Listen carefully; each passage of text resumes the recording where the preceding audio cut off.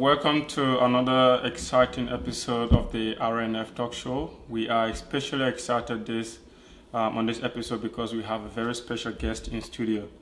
But before we proceed into the show, I just like to say a special thank you to a few people. I just want to say thank you to our followers. Without you, we cannot do the show. So thank you so much for following the show. And if you have any feedback about how we can make the show better, please let us know because we are working really hard to improve the show. I'd like to say a special thank you to Smart Picture Entertainment because they are producing the show.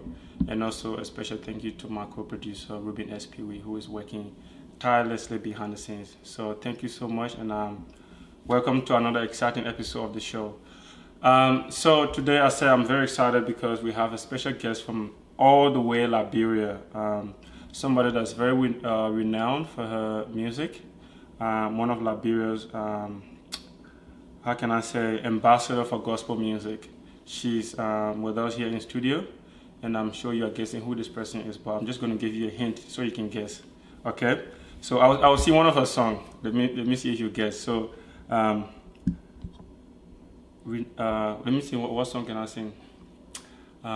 Dependable, dependable God. Yes, you guessed it right. So today we have our sister Yvonne Nat Kamara in the studio with us. Thank you so much for coming today. Thank you.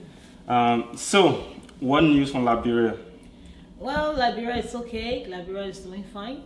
Okay. The people of Liberia are hoping to see you guys one day back home. Yeah? Yeah. Okay, that's good because I'm planning to go back very, very soon. Yeah, Liberia is doing good. So what news? The election, everything. What news you bring to us from Liberia? Well, things are getting better in Liberia now, by the grace of God. Even though it's not as people expected it to be, but it's a gradual process, and people are getting in the spirit for the election season because 2017 is our election season, so people getting themselves prepared for that season, and also. We as Liberians, we are just preparing ourselves to make the right choice so that we won't regret tomorrow. So things are okay in Liberia for now. Okay. Yeah. So just for our viewers, we are going to be talking about the ambassador's music. Also, she's not only beyond music, she's also a humanitarian, which means she's got a charity organization that she uses to help those that are vulnerable in Liberia, to help them. So we'll be talking about that, and we might be able to talk about Liberian integration in Australia. So that's the whole program for tonight. So first of all, I want to ask about your name. What does Yvonne mean? Because I don't think I've heard any name like that before.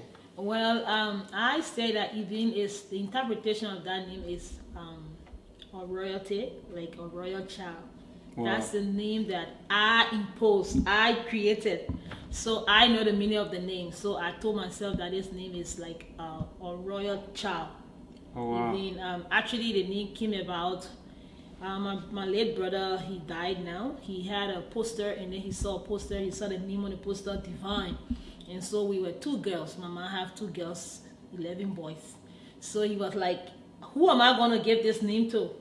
And my older sister said, I'm going to take that name. So I was so angry. I said, okay, but then you guys don't have name for me. I'm going to make my own name. Okay. Yeah, so that was how my brother, my sister, and myself, we came together. And then he said, what's about Yvonne? It's going to be okay. I was angry at first. I said, okay, then I accept the name Yvonne. So how are we going to spell the name? And then we all put our ideas together. That was how we got the spelling of the name. And then I said, okay, the meaning of this name is a royalty. Royalty. So that's the name Yvonne. Wow, that's very good. So let's talk a little bit about your music. How did the whole journey start for you? The whole music journey. Well, I started singing at a very early age, but I went professional in 2004. That was after the death of my mother. Oh, okay. So my mother was a singer. Yes, she used to really love singing, and I was going to school. I said I wanted to do law. And she was like, why can't you go into music? I was like, music is not something like a career. Okay. She said, no, music is a career. We always used to have argument where I said, oh man, just forget about that. I don't want to go into that. Yeah, but that was her dream for me. But then when I lost her in 2004, a very mysterious death, we were preparing for service that Sunday morning. She just fell off and I was sick. Oh. That was how I said, but then I'm going to live my mother's dream for me. So right after her burial, that's how I went to studio and I did my very first album. And then when I did it, I didn't really go into the field like I planned to do it. It was just something that I did because I wanted to remember her. And then from there, I did the first album, second album, Meridian Praise, and then I go no. I was just all over the place now. I saw myself into it, just going deep and deep and deep, and that's it. Well, look, I'm really sorry to hear about your mom. That's okay. And I hope that you are healing after her loss. I think your mother is very, very wise, because most parents today would, encourage their child to, do those corporate careers where, like lawyer, doctors and all that. But to actually see in your child like music, because I'm not even sure if we've got music school in Liberia. Not up to the standard. Yeah, so for her to really see that and believe in you and say do it, you are very lucky to have a mother like that. Yeah. And now look at where you are today. Did you ever see yourself at this level where you are now? Before I didn't. Yeah, I couldn't just imagine myself. Actually, when I came into the music field, I always told people I didn't even know at the time that people gets paid from doing music. Okay. I never knew that. I just felt that music was something like a hobby. You do it because you like doing it, and then you just move on. But I didn't know that people used to get paid from it. So when I was even doing music at the early age in Liberia, I remember when I joined the organization, the gospel organization, and then artists go places, they pay them, but I will always leave my own to pay and go home. So I met a colleague of mine. Yeah, she asked me, she said, but even always after program, see people signing, you don't sign, you just go. I said, signing for what? She said, but when you go to the program, you finish performing, they're supposed to sign, get your, I leave your stopping. I said, oh, really? She said, yeah. I said, but I don't know. And she was the one that educated me. And then I went to the leader at the time. I said, oh, but I've been going home, Sarah's time. He said, oh, I got all your envelopes here. And that was how, but actually I never knew people could get paid from music. From music? Yeah. Oh, okay. No. Yeah. So is music therapy for you? Like, is it healing? Of course. Okay. I ask you this question because we, the listeners, like that song I tried to sing, I don't know if I did justice to that song. Do you think I did justice to that song? That was okay. That was okay. Which means you're not going to make a collab with me. Because you don't sound very convincing. We can do. For most of us, those songs have so much meaning. Yeah. They're not just music that you listen to for feel good effect. They actually touch the soul. Yeah. So that's why I ask you if music is therapy for you. So I guess I want to ask, what have been some of the challenges for you as an artist in the music industry? One of the biggest challenges that I faced when I was coming up is the first thing has to be like out of my mind. I have to accept that I'm going into this field. I want to get something out of it. I wasn't really convinced. Okay. Actually, I wasn't really convinced that this was what I wanted to do. But like I said, I really did it because I wanted to remember my mom in a very special way. So I'll have to convince myself that, well, you can do this. Like when I did the first album, I had a lot of engagements. People were calling me. I was just new to the whole field. But then I was like, then people say, you don't think this is what I already want from you? Because there are some artists who do first, second, third, fourth, fifth album. Before they can actually... Yeah, but you just did this one, and then people are inviting you here, inviting you there. And then I'll have to... Music. Then I have a brother of mine who told me musicians are backers.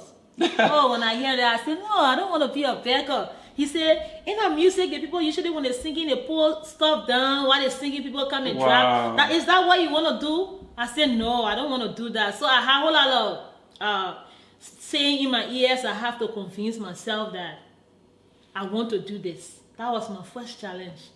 So when I actually convinced myself that, well, one of the ways I convinced myself was, I'm not doing a secular music. I'm doing a gospel music. And gospel music is like you are glorifying God. So even if I'm not being paid, I don't have anything from other people see me like a beggar, like my brother said, or whatever name they want to call me, it's okay because what I'm doing, I'm going to be glorifying God. And God is going to be pleased with what I'm doing. So that settles the matter before I started going into it. Then one of the challenges we had then was finance. Okay. Because doing music back home is kind of expensive. You have to go through the audio process.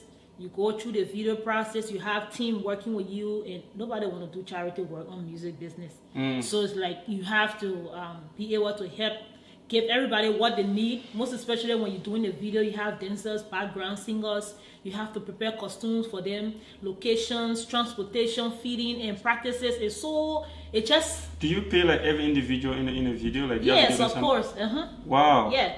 If you have, sometimes you have 5, 6 background dancers, you have to like give them something. All of that is on you, and get practices arranged. All of that is also expensive because like people coming from different end of the city gathering one place. You have to prepare transportation, prepare feeding for them, and arrange those guys who are going to be taking care of the practices. So it kind of very, very expensive. So that was one of our challenges. But then by the grace of God, we overcame it in a sense that whenever we do this, like for instance, if I do an album this year, I start to save and prepare myself for my next album. So that when the album I'm about to do the next album, I won't be caught up in the middle when it comes to financial aid. Yeah. Okay. So let's talk about technology in Liberia. When you say some of the challenges, do you think technology is a problem? Like having the technical facility to produce, good songs? Most often I hear some Liberians saying Liberian music don't have good output, it's not good. It was before, not now. Oh, no. Yeah, I can tell anybody that's not now. Okay. Things are improving, things are getting better now. We have more advanced studios now, and advanced engineers who are in Liberia working to make the work better. Even our music video now is getting better. You can even see for yourself and know that Liberian music video now than before is getting better. So things are gradually improving, but the challenges that the artists face in terms of technology has to do with the microchips, where like you produce your music, people just go and put it on a stick or on a chip. I was just about to ask piracy. And then what happens that most of the radios that are being produced in Africa or Liberia, to be specific, they have stick. You just play stick. You don't have to play a CDs. You don't have to play a cassette. So you buy a radio, it's chargeable, you charge your radio. Sometimes they carry for 2-3 days. You just put your stick in and just download everybody's music on it, and that's it. So that has been really killing the industry. It's killing the industry completely. That for that reason, you find out like more Liberian artists are not really coming up with new stuff now. Okay. It's like people I would just hold on to this one now for now until we see how the market gonna improve. Yeah, because I hear you talk about how expensive the process is, and it's not just monetarily but also emotionally. Yeah. What can we do, or what message do you have out there for people? Well, in Liberia, the message that we are pushing there is to tell people that go support your Liberian artists. Buy the original CDs. Even if you want to put the CDs on your tape, maybe in your car you can play your CDs. You only have to play a USB stick. Yeah. So if you want to put the music on your stick, go and buy the original CDs from the artist, because if you buy the CDs from the artist, the money gets to the artist directly. But if you go on the sidewalk to those guys that are there, say, I want this music, the artists have no benefit. So we're like encouraging people to be able to get the original CDs, and then when artists having programs, having show, you don't have to be only gospel artists. Our secular brothers having their show and thing, go there and support, because you are benefiting from the music.